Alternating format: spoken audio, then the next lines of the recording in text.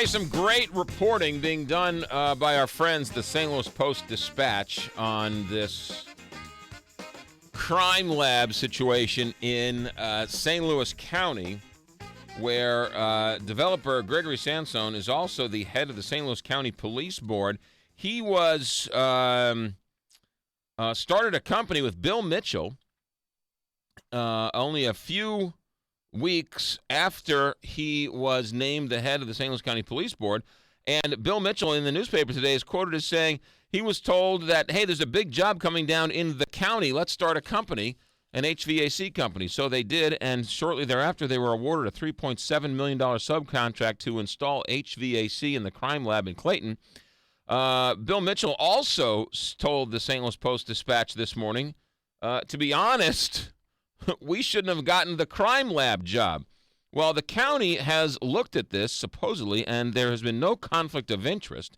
Story that started percolating last week, and this morning there's a couple of interesting articles on it. One about this Bill Mitchell questioning whether or not he actually should have gotten the contract in the first place, and by our friend from Christine Byers, who has a story about the police chief, Tim Finch.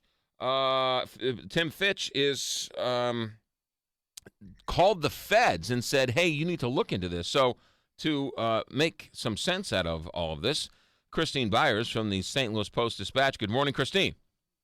McGraw? Good to hear your voice. Good to hear yours. You couldn't Skype with us today, huh? What's going on there? I guess not. You're small-timing us. All right, fair enough. All right, take us from the beginning on this. This story has been percolating for a week or so in the newspaper, and police chief has called the FBI. Do we know why? He has declined to elaborate on what sort of new information has come to his attention since our first story ran last week, Tuesday, about this issue. But basically, all he has said publicly is that there's new information that came to his attention on this matter since the article ran, and he felt that it was potentially of a federal criminal nature, so he decided to consult with the special agent in charge here in St. Louis at the FBI and take it to him and see what his opinion is on the matter. Does this have to do with the crime lab, or does it have to do with something else? It absolutely has to do directly with the crime lab and the awarding of the subcontract to the police board chairman. Okay. Also in your story this morning, Christine Byers, it seems like there are a lot of people who are rallying around him. Yes, the Police Officers Association came out yesterday, which is the police union, with a very strongly worded public statement in support of Chief Fitch, standing behind him and also sort of calling out Charlie Dooley's campaign manager for calling another police board member and discussing an internal affairs investigation. That's sort of a whole other branch of this. And they also, the Retirees Association, followed suit and came out with a statement that they gave us also in support of Chief Fitch. All right. Now, there's lots of it's very confusing. You did a great job in the paper today sort of laying all out all of the things that are going on. Did Tim Fitch ultimately call how did the crime story first break? Was it Tim Fitch saying, hey, something's wrong here, or did it come from somewhere else? As far as we're aware, this all started to bubble up actually in January when Chief Fitch was made aware of the fact that the chairman, Gregory Sansone, held a contract to do HVAC work on the new crime lab. And when it came to his attention, he then brought it to the attention of Charlie Dooley's office as well as prosecuting attorney Bob McCullough's office. And back then, Charlie Dooley's office decided that, in interpreting the county charter language, that because the county did not hold a contract directly with Sansone's company, that they were abiding by the county charter. And then Bob McCullough's office decided that it wasn't a federal or I'm sorry, it wasn't a felony or misdemeanor matter, so it was more appropriate for the county counselor to deal with it. And so that's sort of where it remained But until now. the county counselor, Patricia Redding, she looked at it and said there was no conflict of interest. Correct. She interpreted the county charter section, which deals with conflict of interest and defines it. She defined it as that this whole deal was in accordance with that section because, again, in her opinion, the county's contract was with the general contractor, in this case ICS Construction. It was not with Sandstone's company, SM Mechanical. ICS Construction hired SM Mechanical as a subcontractor, and in her opinion, that did not conflict with the county charter. So the man who sits on the the head of the police board, starts a company and then hires another company. That other company then wins a $3.7 million contract to put the HVAC in the new crime lab, and Patricia Redding says that's not a conflict of interest. Actually, go back for 1 second. Yeah. He forms an HVAC company and a general contractor called ICS Construction. It's a long established company. They award the subcontract to Sandstone's new company. Gotcha. Okay. Who is John Saraceno? John Saraceno is another member of the police board. There are 5 members, although last week another board member resigned under still questionable circumstances. The questions are unanswered, basically, of why he stepped down so abruptly. So there are 4 remaining board members, and John Saraceno is among them. And he owns, in the community, he's known for his family owning Bartolino's restaurant. He owns the one in South County. Right, yeah. I know him, and from all my dealings with him, because nothing but a nice guy. Now, he is brought into this because he sits on the police board, and he was asked to resign. Is that what happened?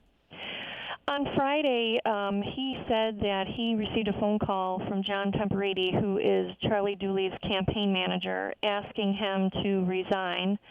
And Mr. Saraceno has told us that the conversation included some concerns expressed by Mr. Temperati about Chief Fitch explicitly. So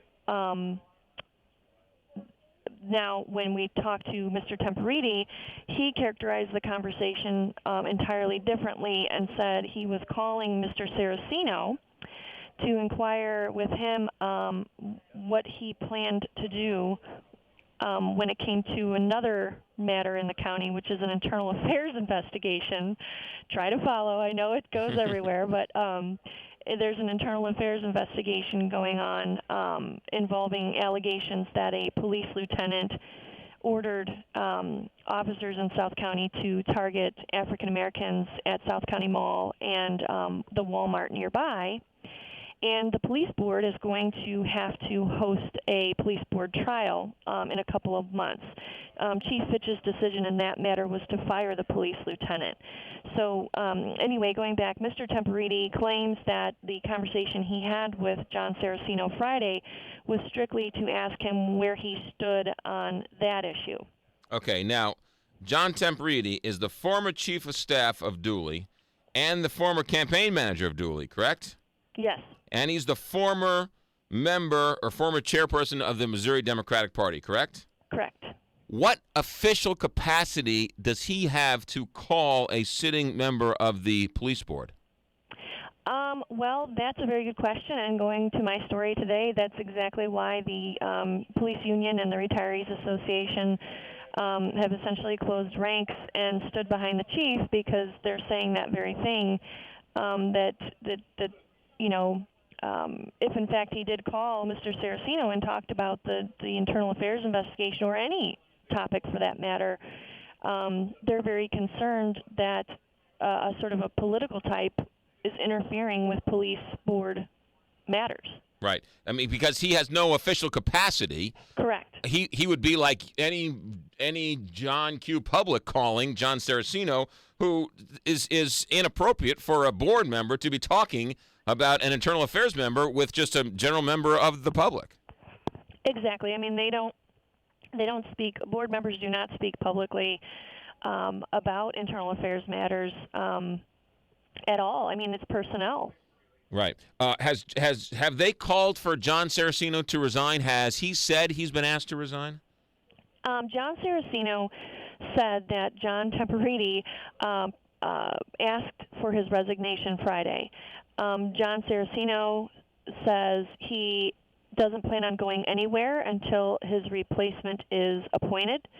And actually, by the county charter, it looks like that's a more accurate assessment here, because it's not as if the county executive can come in and just pluck members off the board and plug in other members. There is some additional oversight that's provided in the charter, and that is basically that the county council has to approve of the county executive's nominations for police board members. Gotcha. Christine Byers with us has a great story today about Tim Fitch is the county police chief and this whole police lab, crime lab situation going on in the county. Christine, the work on the county lab has stopped, correct? Correct, and that was mentioned in my colleague Steve Giegrich's story today, which focused more on sort of the background of how this all came together from the subcontracting standpoint, how the company SM Mechanical was formed and all of that. He looked at the, sort of going back in time to figure out where this company came from. And in his story, he revealed that basically work has been halted for about 2 weeks on the HVAC work because SM Mechanical is not properly licensed right now to do HVAC work. So the company that the head of the police board hired is out of compliance. They got to find someone to get back into compliance so they can finish the work. The chairman of the police board's company that he owns, SM Mechanical, correct, is out of compliance with proper licensing, and work has been halted for about 2 weeks. Although county officials say that it's still on schedule, the entire project is still on schedule to open sometime in October. Now that's going to be an interesting ribbon cutting, don't you think? that would be an interesting ribbon cutting. Speaking of that, I wonder who's going to be there, because Councilmember Steve Stanger did not comment for your story. Who else didn't comment? Mike O'Meara, county council person. Kathleen Burkett didn't comment. Kathleen Wassinger didn't comment. All of these people you called, no one would talk to you? Nope. Basically, most people are saying we don't have enough information. We don't feel comfortable commenting yet. These are, like the official, those in the official capacity. And they're basically, I think, waiting for more information to come to them before they make a comment. But tonight is the county council meeting, so it'll be interesting to see if this is discussed. I like Pat Dolan's comment to you. That quote is, "I don't know exactly what's going on. I'd love to know." Yes. So would we all, council member. So would all of us. Well, read the Post-Dispatch. There you go. You have more on this coming into tomorrow's newspaper? Possibly, yes. We're working on a few more leads on different directions of where this is all going. It really has opened up a lot of questions and other avenues to explore since the original story ran just a week ago. Right, and the fact that that the police chief, Tim Fitch, has called the FBI to investigate this. The FBI is not talking. That could take weeks or months before that investigation gets off the ground, right? Correct. Yeah, okay. Christine Byers, great work as always. You can call us or Skype us, whenever you want. You're welcome to come in too, but Skyping us is nice too, Yeah, it was good fun last time. Yeah. I will do it again. I'm actually looking over to our little studio we have here in the newsroom now, and it looks like Brian Burwell is occupying this. Oh, yeah. So I got bumped. You got bumped. I got to talk to Burwell. All right. Christine Byers, STLtoday.com. We will be waiting patiently for your next story. Thanks, Christine. Thanks, McGraw. You got it. Christine Byers with the Post, St. Louis Post-Dispatch. I thought broke down the story quite nicely. and you're sitting in a St. Louis County region where the police chief has called the FBI and said there's something funny going on here when it comes to the awarding of a $3.7 million contract from the county to this company, which was formed not too long ago by a member of the head of the police board. And then the county looks at it and says, there's no conflict of interest. And a man who was the former this, the former that, who has no official title, is calling members of the police board saying, hey, what are you going to do on this and this and this? Brings up all sorts of questions. We'll come back and take some phone calls. 314-969-KTRS, 1-888-550-KTRS, or star KTRS. But Christine did a great job, I thought, of breaking it down so we all figure out exactly what's going on. You can read her story.